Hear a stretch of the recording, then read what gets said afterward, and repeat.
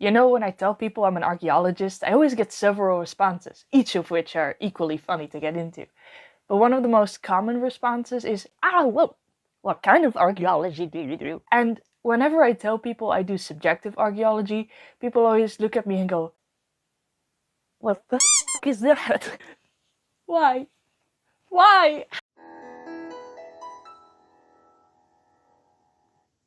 What's up, nerds? It's your boy Bart, and today we're gonna talk about subjective archaeology. Subjective archaeology is a very broad branch within archaeological research and is applied mostly in the interpretive part of the study. It highlights the possibility of multiple possible interpretations and narratives and takes the inherently subjective parts of the human experience, such as the expression and experience of emotions, into account. It is a more relative development within archaeological research and continues to shape itself into the present day. But in order to really explain what subjective archaeology is and what it means for archaeology as a whole, you're gonna need a lot more context.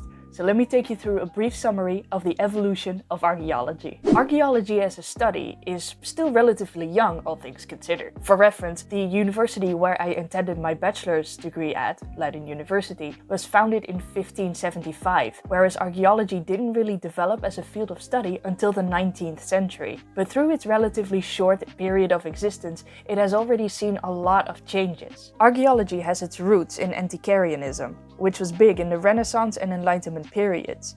People had a more romanticized interest in history, were obsessed with collecting and exploring remnants of the past. First you saw this with curiosity cabinets, and then eventually museums. But it's during the 19th century that we start developing methods for proper excavations. Most things are still done by hand and manual labor, and the methods themselves are still pretty rudimentary. But just like everything else during the 19th and 20th centuries, these things develop quickly. These new, proper excavations mean that there's a lot more archaeological material being discovered, so it's really no surprise that the first real version of archaeological research is focused on good old-fashioned classification. But what does that mean? Everything from soil layers to pottery to tools gets classified in strict categories. We call this typology. The intention behind it, of course, is to create as clear an image of history as possible. The result is a view of the past that is strictly objective and linear. No interpretations, no creation of narratives or attempts of understanding, just plain old facts. This type of archaeology, now often referred to as cultural historical classification or archaeology, was the status quo between the 1900s and the 1960s. There were many different ideas and methodologies during that time, but most of them centered on morphological, spatial, and temporal ordering, which basically means they categorized the archaeological finds based on what it looked like, where it was found, and how old it was. Do you see how that creates a very linear, oversimplified version of looking at the past? First came this, then this, then this, and then this. It didn't take long, however, for problems and criticisms to start arising. One of the major forms of critique was how this approach tries to categorize humans too. Trying to put humans into cultural or racial groups, referred to as archaeological cultures, not just in the past but in their present as well, had many consequences. One of the most notable and perhaps most infamous examples is the Nazi ideology. I don't think I need to explain why that is bad. Another problem was overlap and intermediary periods. Humans, cultures, tools and art tend not to change overnight, but rather over a prolonged period of time with several stages between start and end. It proved immensely challenging, if not impossible, to properly make strict, neat little boxes when our ancestors used multiple styles at once, some adopting new things while others remained old school, or mixed and swapped between cultures, or had a mechanical or cultural evolution rather than a revolution. In short, human history is messy and chaotic, something a neat little classification system cannot realistically portray. Finally, because the focus lay so heavily on categorizing the past, we didn't really engage with it. There was no narrative, no discussion on different understandings or interpretations. We knew that things had been found, but not the story behind it, or how they came to be. Boring! So we stepped away from this process and moved on to something else. Processual archaeology. Processual archaeology came as an answer to the criticisms of cultural historical archaeology. It's important to understand, however, that the next step in this progression is not a newer, better version of the previous method, but more a call and response game in regard as to how we interact with archaeological material. It's more of a well, the method that we currently have lacks this and this quality, so the next version or progression in this process incorporates and often emphasizes that very quality. Got it? Anyway, with the tumultuous socio-political background of the 60s, 70s and 80s, the Cold War, peace protests, several liberation and activist movements, but also the memory of how archaeology was misused by the Nazis in World War II, there is a growing awareness of the ramifications and influences of archaeology and history in socio-political spheres. That doesn't mean anyone wants anything to do with it though. There's a demand for deeper analysis of the archaeological record beyond just superficial categorization, but far removed from culturally relevant subjects. And that's where processual archaeology comes into play. Processual archaeology focuses on the process of our research. The emphasis lies on writing out thought processes and wondering about the processes behind archaeological finds, how they were made, how they ended up where they did, and why they were found in a certain condition. We begin to see the acknowledgement of complexity, both in human culture and in its inventions. As more research into archaeological finds and human history as a whole develops, we also see an increase in different fields, specializations,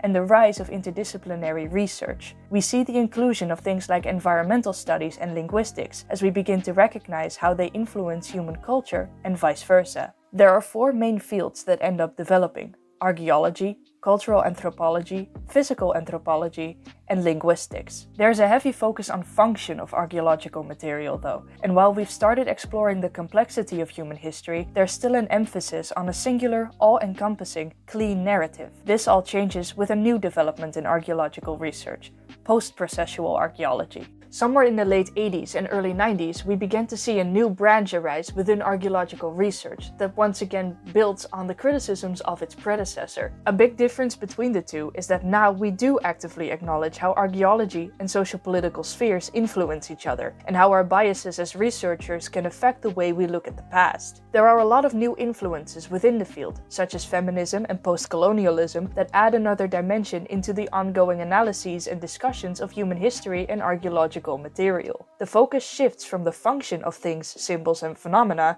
to their meaning, and rather than merely analyzing and explaining human behavior, we try instead to understand it. Psychology is added to the interdisciplinary mix, and we analyze not just history, but ourselves as researchers too. What are our biases? Through what kind of lens do we look at the past? With post-processual archaeology comes the question of agency, whether or not humans are actively influencing their environment or whether they are simply reacting to it. Later post-processualism sees humans as actors as well as reactors. They both influence their environment and are influenced by it. Capacity for action requires intentionality, evaluation, and judgment, both on an individual level and a larger cultural one. This shift eventually leads to the notion that history is not one all-encompassing narrative, but instead an accumulation of many different individual experiences.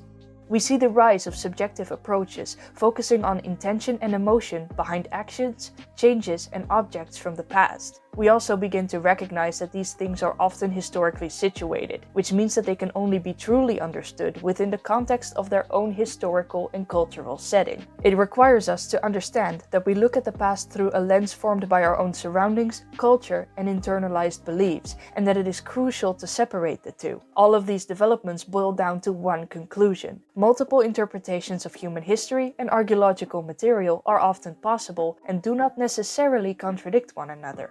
This, of course, comes with an obvious caveat. Just because multiple interpretations are possible doesn't mean that there are infinite options, nor that we can just throw reason right out the window, right? So, in short, first we have basic objective classification, then comes a deeper analysis based on function and interdisciplinary research, and then finally we see a rise in subjectivity with a focus on meaning, psychology, and contextual awareness. Alright, so obviously, subjective archaeology is a branch within post-processual archaeology, but what is it specifically?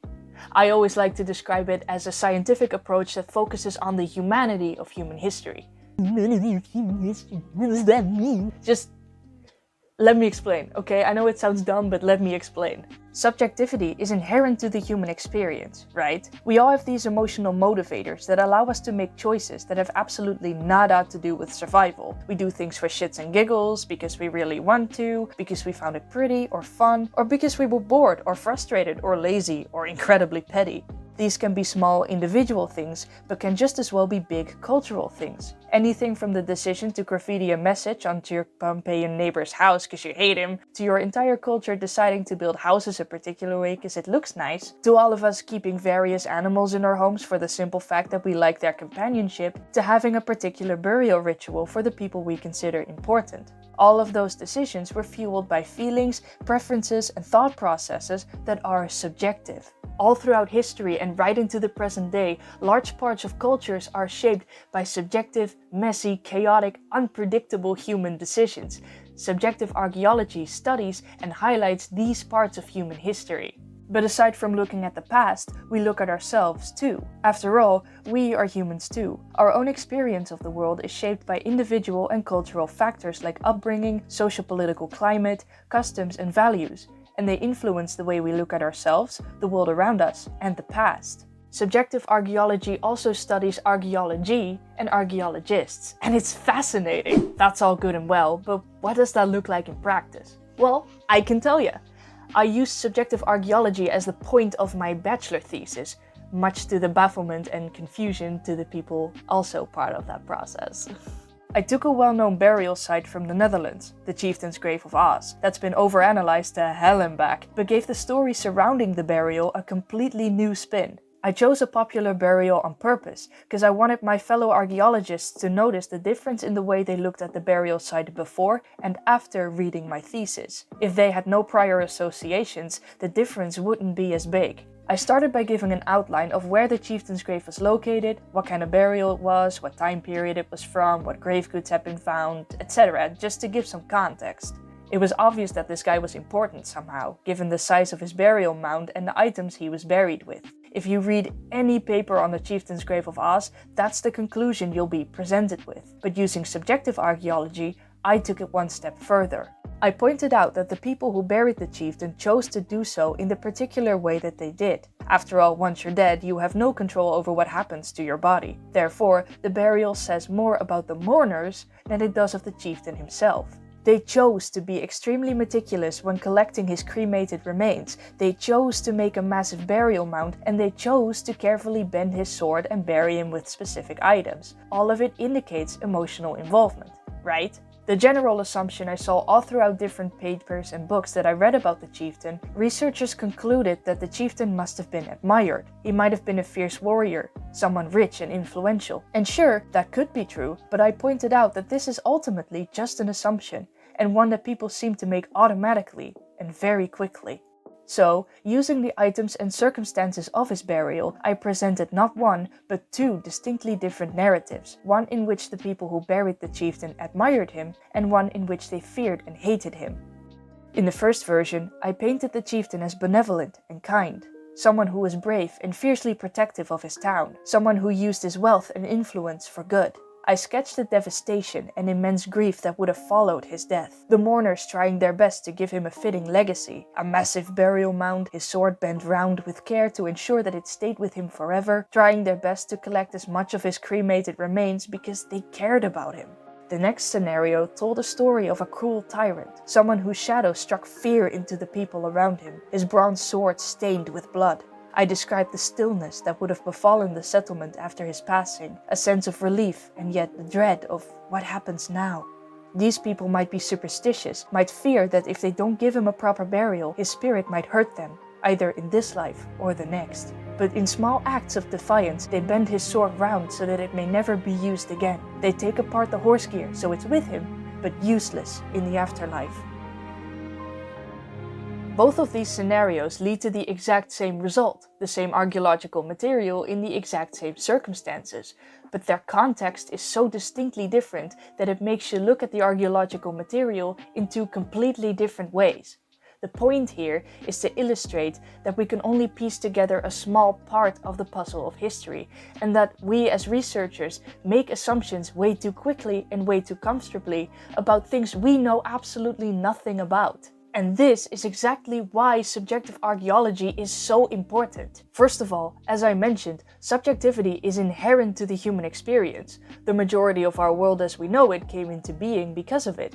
And yet, whenever I talk to my fellow archaeologists about subjective archaeology, they have no clue what I'm on about. I fully believe that you can never truly understand human history if you look at it from a purely objective point of view. You need a combination of objectivity and subjectivity. And yet, subjectivity is still underrepresented and undervalued in research. Next, it would absolutely do some good for us researchers to be mindful of ourselves. I mean, we've gotten really good at criticizing the 19th century only white men are civilized type of mindset, but what about ourselves? What assumptions and biases do we have, consciously or subconsciously, that might influence the way we look at the past? You know, what assumptions do we make, and are they even fair to make? When we find archaeological material, whose story is being told? Subjective archaeology is an awesome but vital part of our field of study, and I'm not gonna rest until it's given the proper recognition it deserves. Unfortunately, that's all I've got for you today. I hope you enjoyed it. Thank you for watching, and see you next time, nerds!